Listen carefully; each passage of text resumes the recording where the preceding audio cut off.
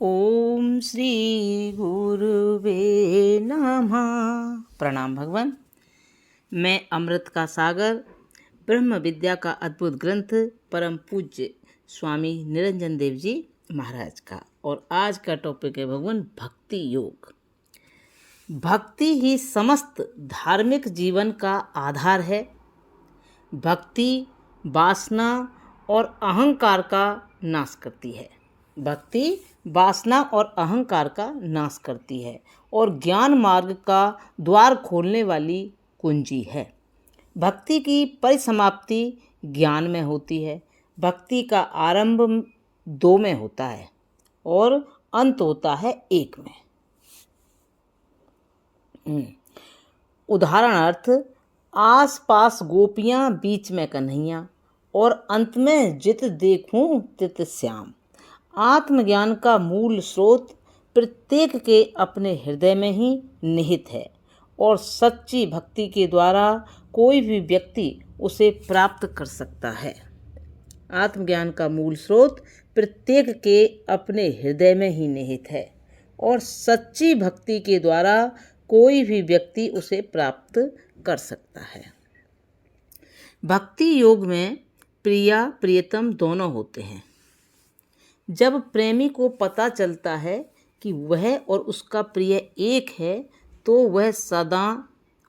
वह दासो अहम भक्ति समाप्त हो सोहम ज्ञान का रूप ले लेती है। द्वैत मिट जाता है एवं अद्वैत ज्ञान का प्राकट्य हो जाता है। अद्वैतवादियों के अनुसार मैं वह हूँ, इस प्रकार का सतत चिंतन ही भक्ति है, अर्थात मैं ब्रह्म हूँ। सोहम चिंतन ही भक्ति है। जो मनुष्य सर्वत्र नारायण का ही दर्शन करता है, सभी पदार्थों में एकता का अनुभव करता है, सभी वस्तुओं को नारायण रूप में देखता है, सर्वत्र उन्हीं की उपस्थिति का अनुभव करता है। इस प्रकार जिसने अपने सहित एक अखंड सत्ता का अनुभव कर लिया है, वह अवश्य ही पूर्ण शांति आनंद का उपभोग करेगा। सिया राम मैं सब जग जानी, करहु प्रणाम जोर जुग पानी। यही विराट की उपासना है। प्रहलाद ने अपनी आत्मा की पूजा साक्षात भगवान के रूप में की। यह अभेद भक्ति कहलाती है। जो भक्ति की चरमावस्था है, अपने इष्ट के दर्शन कर लेना ही पर्याप्त नहीं है। आत्मज्ञान भी आवश्यक है।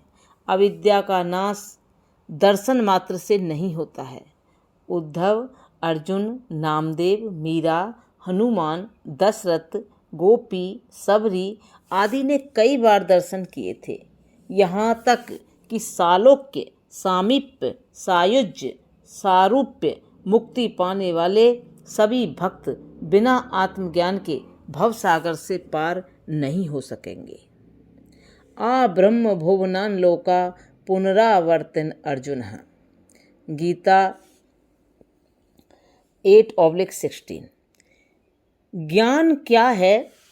समस्त अलंकारों में स्वर्ण, बर्तनों में मिट्टी, कपड़ों में सूत, फर्नीचरों में लकड़ी की तरह प्राणी मात्र में आत्मा का दर्शन करना। वासुदेव सर्वम इति आत्मै वेदम सर्वम ब्रह्मै वेदम सर्वम। यही ज्ञान है। भक्ति प्रगाढ़ हुई कि ज्ञान का उदय हुआ। अनन्य भक्ति का फल ही ज्ञान है। अद्वैत वेदांती सभी प्रथम भगवान इष्टों के उपासक रहे हैं। ज्ञान योग का साधक अपनी आत्मा की निरंतर अनन्य उपासना करता है। मैं सच्चिदानंद अखंड परिपूर्ण ब्रह्म हूँ, इससे बढ़कर भी क्या कोई भक्ति हो सकती है? भक्ति का पुष्प परिपक्व होकर जब गिरता है तभी ज्ञान का फल निकलता है। हे आत्मन, निरंतर यह अनुभव कीजिए कि आपका शरीर भगवान का चलता फिरता उठता बैठता बोलता मंदिर है। आपका घर, दुकान ऑफिस ही परमात्मा का नाट्य मंदिर है तथा आपकी समस्त क्रियाएं जागने से शयन तक सभी भगवान की हैं, भगवान ही कर रहे हैं। यह भावना ही भक्ति एवं भगवान की सेवा है। कर्ता भोक्ता का अहंकार किए बिना प्रभु प्रसन्नतार्थ कार्य कीजिए। अपने को परमात्मा के हाथ का उपकरण समझिए। सारे विश्व एवं उसमें होने वाली क्रियाओं को परमात्मा का स्वरूप एवं इच्छा जानिए। आपके परिवार के प्रत्येक लोग परमात्मा के परिवार के लोग हैं, उन्हीं की संतान है एवं आप उसके लिए संरक्षक रूप में नियुक्त किए गए हैं। माली बनकर उनका पोषण कीजिए, किंतु मालिक न बने। विद्या विनय संपन्ने ब्राह्मणे गविहस्तिनि सुन्नि चैव स्वपाके चह पंडिता समदर्शिनः। गीता 5:18। प्रत्येक रूपों में परमात्मा का दर्शन कीजिए। जैसे नामदेव कुत्ते में, ज्ञानदेव जी भैंसा में, एकनाथ जी गधे में भी परमात्मा के दर्शन कर रहे थे। ज्ञानी गौ, गधा, हाथी, कुत्ता, चांडाल तथा ब्राह्मण में भी वाह नाम रूप का भेद छोड़ परमात्मा का ही दर्शन करते हैं। इस साधना के लिए किसी वाहे कर्मकांड, समय, आसन, वस्तु, एकांत की जरूरत नहीं है। आपके प्रत्येक कर्म परमात्मा की प्रसन्नता के लिए हों एवं प्रत्येक रूपों को परमात्मा का रूप जानें। बस हो गई सर्वोच्च भक्ति, जप, साधन एवं योग। आप चींटी और हाथी के साथ, कुत्ते व गाय के साथ, चांडाल एवं ब्राह्मण के साथ, हिंदू एवं मुसलमान के साथ, सांप व शेर के साथ अपनी एकता एवं घनिष्ठता, आत्मीयता का अनुभव कीजिए। सभी प्रकार के प्रतिरूपों या अभिव्यक्तियों में केवल आकार का ही अंतर है। प्रत्येक आकार परमेश्वर का सगुण रूप है एवं प्रत्येक आकार का आधार निर्गुण निराकार ब्रह्म ही है। नाम रूप आवरण के पीछे छिपे चैतन्य का दर्शन करना ही भक्ति है। ज्ञानी ज्ञान चक्षु से देखते हैं, सर्वत्र इसीलिए देखते हुए भी उनकी समाधि बनी रहती है एवं अज्ञानी ध्यान समाधि का प्रयत्न करते हुए भी उसे नहीं देख पाते हैं। इस साधना का प्रतिदिन 1-1 घंटे अभ्यास बढ़ाइए, फिर देखिए आप में अनिर्वचनीय आनंद का अनुभव होगा और सभी के प्रति घृणा भाव हट प्रेम भाव जागृत हो जाएगा।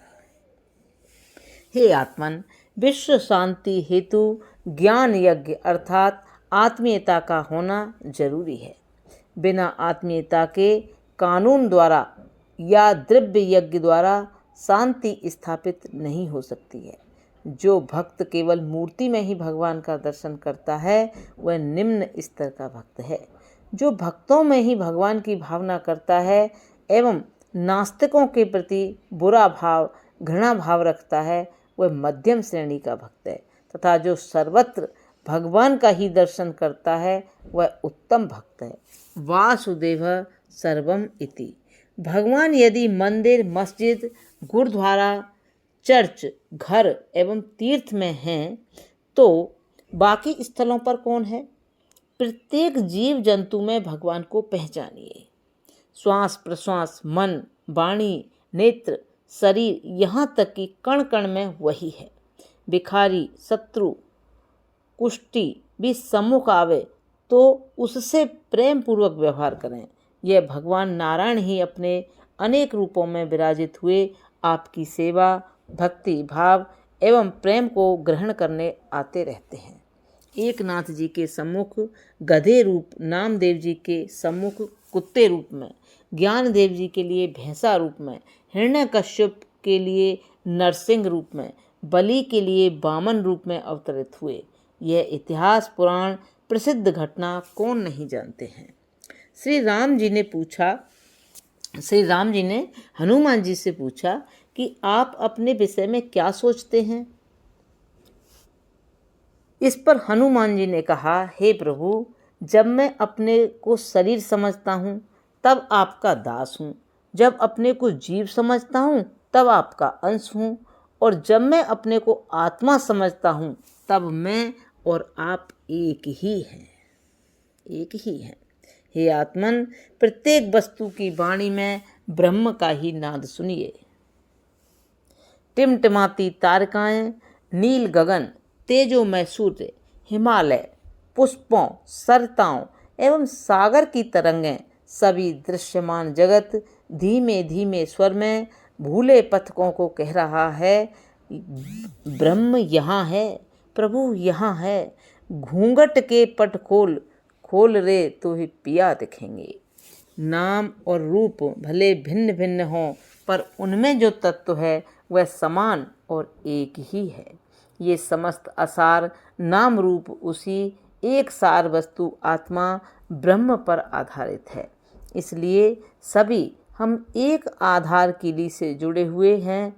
नाई, धोबी, भंगी, चमार, स्त्री, पुरुष, पशु, पक्षी, सभी को एक परमात्मा रूप जान प्रणाम करो। जो आपसे घृणा करे तो भी उससे आपको प्रेम करना चाहिए। प्राणी मात्र की सेवा ही परमात्मा की पूजा है। यदि आप भगवान की इन चैतन्य झांकियों, प्रतिकृतियों से प्राणी रूप में दृश्य परमेश्वर से प्रेम नहीं कर सकोगे, इनकी भक्ति सेवा नहीं कर सकोगे, तो फिर उस निराकार अदृश्य परमात्मा की सेवा कैसे कर सकोगे? वह किस दिशा से हाथ लंबा कर आपकी भेंट, पूजा, फूल, फल, जल आदि को स्वीकार करेगा? यद यत पश्यति चक्षुभ्याम तत् तदात्मम एति भावयेत, यद यक्षणोति कर्णाभ्याम तत् तदात्म एति भावयेत। दृष्टिम ज्ञानमयी कृत्वा पश्येत ब्रह्ममयं जगत्, सा दृष्टि परमोदारा न नासाग्र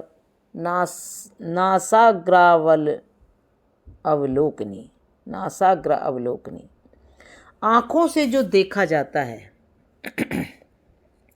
कानों से जो सुना जाता है, त्वचा से जो स्पर्श किया जाता है, नासिका के द्वारा जो सूंघा जाता है, जिह्वा द्वारा जो रस लिया जाता है, उन्हें एक आत्मा रूपी निश्चय करना चाहिए, क्योंकि यहाँ आत्मा से भिन्न अन्य कुछ भी नहीं है, ऐसा श्रुति मत है। अतः सद्गुरु के द्वारा ज्ञान दृष्टि प्राप्त कर अपने सहित सर्वत्र जगत में एक ब्रह्म का ही अनुभव करें। यही दर्शन यथार्थ दर्शन है। नासिका के अग्रभाग पर ध्यान करना यह बालकों का काम है। नासिका के अग्रभाग पर ध्यान करना यह बालकों का काम है। नान्य तो अस्ति दृष्टा, नान्यो तो अस्ति श्रोता, नान्यो तो अस्ति मंता, नान्यो अतो अस्ति विज्ञाता। ऐसत आत्म अंतराभ्यामृतो अतो अन्यदार्तम। बृहदारण्यकोपनिषद। इस आत्मा से पृथक अन्य कोई दृष्टा, श्रोता, मंता, विज्ञाता नहीं है। एक ही आत्मा अनेक नामों से कहा जाता है। एकम सद विप्राह बहुधा वदन्ति। यह आत्मा श्रोत, त्वचा, चक्षु आदि उपाधियों के कारण शब्द, स्पर्श, रूप, रसगंध की तरह भास रहा है। यही अंतर्यामी अमृत स्वरूप अविनाशी परमात्मा ही अपना निज स्वरूप है। इस आत्मा से भिन्न जो कुछ भी अज्ञानी जन देखते एवं मानते हैं, वह सब स्वप्नवत कल्पित दुख रूप एवं नाशवान ही है। यस्मात् परम अस्ति किंचितः। श्वेता उपनिषद का 3/9। इस आत्मा से पर एवं अपर कुछ भी तत्व पृथक नहीं है। यत साक्षात परोक्षात ब्रह्म, बृहदारण्यकोपनिषद 3/4/1।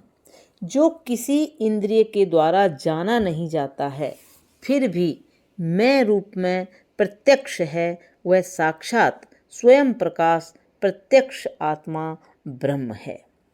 उत्तमा तत्व चिंतैव मध्यम शास्त्रम चिंतनम अधमा मंत्र चिंता च तीर्थ भ्रात्य धमाधमा।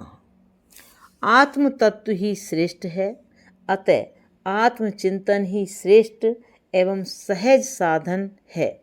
शास्त्र चिंतन कर शास्त्री जीवन कर शास्त्रार्थ करते रहना यह मध्यम है।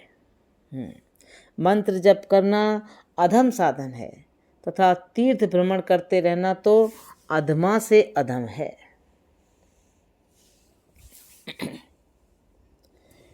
अज्ञात शिव तत्वनामा काध्यर्चनम कृतम। योग वासिष्ठ।